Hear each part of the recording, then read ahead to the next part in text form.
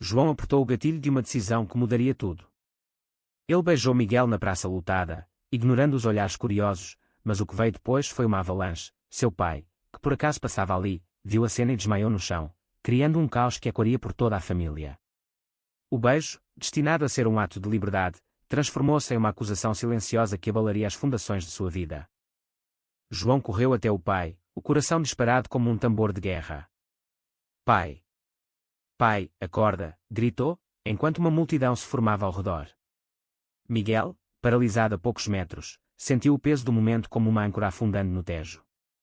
O pai de João, um homem conservador de 60 anos, dono de uma pequena padaria no Bairro Alto, sempre pregara valores tradicionais, mas nunca imaginara que seu filho mais velho carregasse um segredo tão profundo. Os paramédicos chegaram rapidamente, e enquanto levavam o idoso para o hospital, João seguiu no carro da família, deixando Miguel sozinho na praça, com o gosto amargo da exposição pública. No Hospital Santa Maria, o diagnóstico veio como um soco, um infarto leve, provocado pelo choque emocional. A mãe de João, Maria, uma dona de casa devota à igreja, chorava copiosamente ao lado da cama. O que aconteceu, filho? Por que seu pai desmaiou assim? Perguntou ela, os olhos inchados de preocupação. João hesitou, o peito apertado. Ele poderia mentir, inventar uma briga ou um mal-entendido, mas o beijo já havia sido visto por vizinhos, e rumores corriam como fogo em palha seca. Mãe, eu sou gay, confessou, as palavras saindo como veneno que ele engolia há anos. Maria congelou, sua fé católica rígida colidindo com o amor maternal. Não pode ser. Isso é uma fase, uma confusão. Pense no que dirão na paróquia, na família.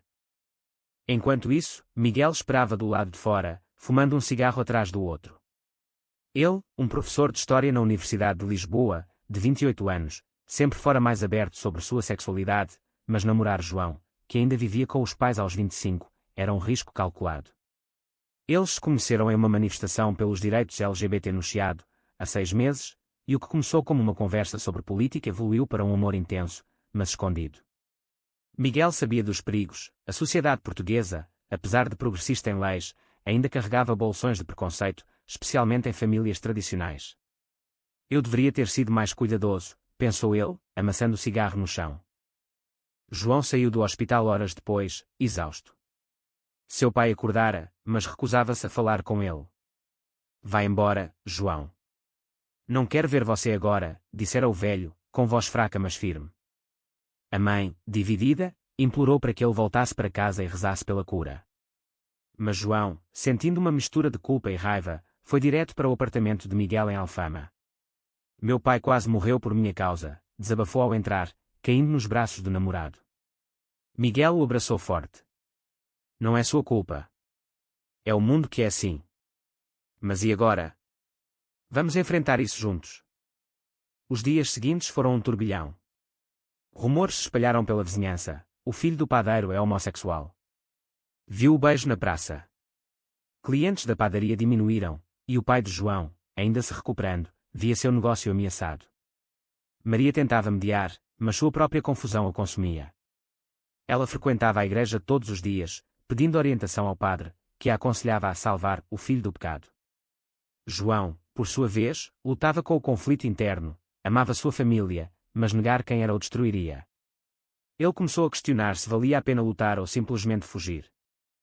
Miguel, mais experiente, propôs um plano: vamos falar com eles. Mostrar que nosso amor não é uma ameaça. Mas João temia o pior. Seu irmão mais novo, Pedro, de 18 anos, ainda no ensino secundário, idolatrava-o, mas como reagiria? E os tios, conservadores do norte do país, que viriam para uma reunião familiar? A tensão crescia, e cada decisão parecia um passo em um campo minado. No fim da semana, a família se reuniu na casa modesta no Bairro Alto. O pai, ainda pálido, sentou-se à cabeceira da mesa. Explique-se, João, ordenou. Com o coração na garganta, João contou tudo, como se sentiu atraído por homens desde a adolescência, como escondeu por medo, e como Miguel o ajudara a se aceitar. Miguel, ao seu lado, acrescentou: Senhor, eu amo seu filho. Não queremos machucar ninguém. Mas o pai explodiu: isso é contra Deus, contra a natureza. Saia da minha casa. Maria chorou, Pedro ficou em silêncio, chocado. João saiu, arrasado, sabendo que pagaria caro por sua honestidade. Aquela noite, sozinho no sofá de Miguel, João refletiu sobre o preço da verdade. Ele perdera o lar, mas ganhara uma liberdade frágil. Miguel o consolou, mas ambos sabiam que isso era só o começo. A sociedade lisboeta, com suas fachadas coloridas, escondia julgamentos afiados, e o caminho à frente seria cheio de batalhas. Os meses seguintes foram um teste de fogo para João e Miguel. João, agora morando com Miguel em Alfama, procurava emprego como designer gráfico, mas as rejeições vinham uma após a outra. Desculpe, mas ouvimos rumores, diziam alguns empregadores, velando o preconceito atrás de desculpas vagas. Ele se sentia como um exilado em sua própria cidade, onde o azulejo das paredes parecia zombar de sua dor. Miguel, por sua vez, enfrentava olhares tortos na universidade. Colegas sussurravam sobre o professor gay que causou um escândalo, e alunos conservadores boicotavam suas aulas. Eu posso lidar com isso, dizia Miguel, mas no fundo, o estresse o corroía. A família de João se fragmentava. Pedro, o irmão mais novo, começou a visitá-lo em segredo. Eu não entendo, mano, mas você é meu irmão, confessou Pedro uma tarde, enquanto caminhavam pelo mirador da Senhora do Monte. João explicou sua jornada, as noites insones lutando contra si mesmo, o alívio de amar abertamente. Pedro ouvia, confuso, mas leal. No entanto, quando o pai descobriu as visitas, proibiu Pedro de sair. Você vai se contaminar com essas ideias, gritou o velho, aprofundando o abismo familiar. Maria, presa no meio, tentava reconciliar. Ela ia à igreja, mas também lia artigos sobre homossexualidade, questionando sua fé. Uma noite, ligou para João: filho, eu te amo, mas isso é difícil. Seu pai está sofrendo. João chorou ao telefone, sentindo a culpa como uma faca. Ele se perguntava se deveria ter ficado no armário, poupando a todos. Mas Miguel o lembrava: mentir para si mesmo é pior que qualquer dor externa. Então veio a traição inesperada. Um primo distante, invejoso do negócio da família, espalhou fotos do beijo nas redes sociais, com legendas venenosas, o escândalo da família tradicional. O post viralizou em grupos conservadores portugueses, atraindo comentários odiosos. A padaria sofreu um boicote, e o pai, furioso, culpou João publicamente em uma entrevista local. Meu filho me matou por dentro, declarou ele à TV, lágrimas nos olhos. João assistiu horrorizado, sentindo-se como um criminoso. Miguel, vendo João afundar na depressão, decidiu agir. Ele organizou uma manifestação pequena no Rossio, convidando amigos LGBT e aliados. Vamos mostrar que amor não é crime, anunciou. João relutou, mas foi. Lá, falou pela primeira vez em público: eu sou gay, e isso não me torna menos filho, menos homem. A multidão aplaudiu, mas no dia seguinte, Miguel recebeu uma ameaça anônima: cuidado, professor. Lisboa não é tão aberta quanto pensa. O conflito escalou quando Pedro, influenciado por amigos homofóbicos na escola, confrontou João. Você destruiu nossa família. Porque não podia ser normal, gritou durante uma visita forçada. João, magoado, respondeu: normal é ser verdadeiro. Um dia você entenderá. Pedro saiu batendo a porta, deixando João questionando se valia a pena lutar pela aceitação. Enquanto isso, Maria começou a mudar. Assistindo a um documentário sobre famílias LGBT, ela viu semelhanças com sua dor. Ligou para João: venha jantar, só nós dois. No encontro, em um café no Chiado, ela admitiu: eu errei em julgar. Mas seu pai é teimoso. João sentiu um vislumbre de esperança, mas sabia que o caminho era longo. Miguel enfrentava seu próprio dilema. Sua família, do Porto, mais liberal, o apoiava, mas ele via João sofrer e se perguntava se o relacionamento valia o preço. E se eu te deixar para proteger você? Sugeriu uma noite. João negou veementemente: não. Isso seria rendição. Mas a semente da dúvida foi plantada. O clímax da tensão veio em uma reunião familiar forçada. O pai, pressionado por perdas financeiras, convidou João. Volte, mas esqueça esse homem, ofereceu. João recusou: eu amo Miguel. Aceita ou perca um filho. O pai, irado, deserdou verbalmente. Maria chorou, Pedro ficou neutro. João saiu, o coração partido, mas resoluto. Naquela noite, Miguel e João discutiram o futuro. Vamos para o Porto. Começar de novo, propôs Miguel. João concordou, mas o medo de mais perdas o assombrava. Eles pagavam o preço da autenticidade, mas quanto mais suportariam? A mudança para o Porto marcou um novo capítulo, mas as sombras de Lisboa os seguiam. João encontrou um emprego freelance como designer, trabalhando de casa, enquanto Miguel lecionava em uma escola secundária local. A cidade, com seus rios e pontes, simbolizava conexões frágeis, mas o casal se fortalecia mutuamente. No entanto, o passado batia à porta, chamadas da mãe, mensagens de Pedro, e silêncio do pai. Pedro, agora na universidade, começou a questionar suas crenças. Influenciado por um colega gay, ele viu o preconceito de perto. Meu irmão é como você, confessou ao amigo. Isso levou a uma crise, lealdade à família ou à verdade. Ele decidiu visitar João no Porto, sem avisar o pai. Desculpe pelo que disse antes, pediu ao chegar. João o abraçou, e eles conversaram horas sobre identidade e aceitação. Pedro voltou mudado, mas guardou o segredo. Maria, vendo a família se desfazer, confrontou o marido. Você prefere perder um filho ou mudar? Questionou. O pai, teimoso, respondeu, é contra meus valores. Mas a solidão o corroía, a padaria mal se sustentava, e ele sentia falta de João. Uma noite, sofreu outro susto de saúde, forçando-o a refletir. Enquanto isso, Miguel enfrentava um dilema ético. Um aluno seu, confuso sobre sua sexualidade, pediu conselho. Miguel ajudou, mas o pai do aluno, conservador, descobriu e reclamou à escola. Ele está influenciando nossos filhos, acusou. Miguel defendeu-se, eu ensino história, não agenda. Mas o incidente o abalou, questionando se valia expor-se. João, sentindo a pressão sobre Miguel, propôs uma pausa. Talvez eu seja um fardo. Miguel negou, não, você é minha força. Mas a tensão crescia, levando a brigas. Você se arrepende de mim? Perguntou João uma vez. Nunca, respondeu Miguel, mas a dúvida pairava.